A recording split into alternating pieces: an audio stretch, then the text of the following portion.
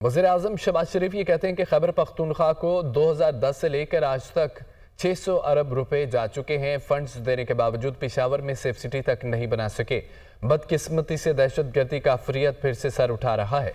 दहशतगर्दी के खिलाफ जंग में 80,000 लोग शहीद हुए। पाक फौज और अवाम ने दहशतगर्दी का बहादुरी से मुकाबला किया। इस्लामाबाद में नेशनल सिक्योरिटी वर्कशॉप के शुरका से खिताब करते हुए उन्होंने ये कहा, मुल्क दुश्मन अनासर पाकिस्तान को गैर मुस्तहकम करना चाहते हैं। एपेक्स कमेटी में फैसला हुआ, मुल्क दुश्मनों का खात्मा ज़रूरी है।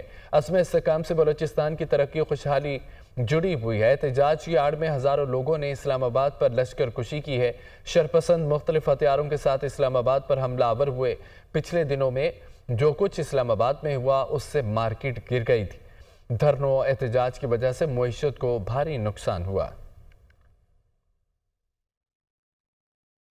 2010 का जो NFC अवार्ड जो अपना एग्री किया गया और चारों सूबों ने और वफाक ने मिलकर उसके ऊपर इत्तफाक किया और उसको फाइनलाइज किया, तकरीबन 600 अरब रुपए जा चुके हैं। I mean, it's heart wrenching to share with you कि उन्होंने अभी तक अपना सेफ सिटी या काउंटर टेररिज्म डिपार्टमेंट वो नहीं बना सके पेशावर में। एपेक्स कमेटी ने फैसला कर लिया कि वहाँ पर जो मुल्क के ख़िलाफ़ जो साजिशें हो रही हैं और फॉरेन फंडेड और फॉरेन एडेड जो अलहदगी की तहरीकें चल रही हैं, उनका ख़ात्मा अज़ हद ज़रूरी है। बलूचिस्तान की तरक्की और खुशहाली, आवाम की तरक्की और खुशहाली, ये उससे जुड़ी हुई है। There was लश्कर कशी on Islamabad and thousands of people were marching with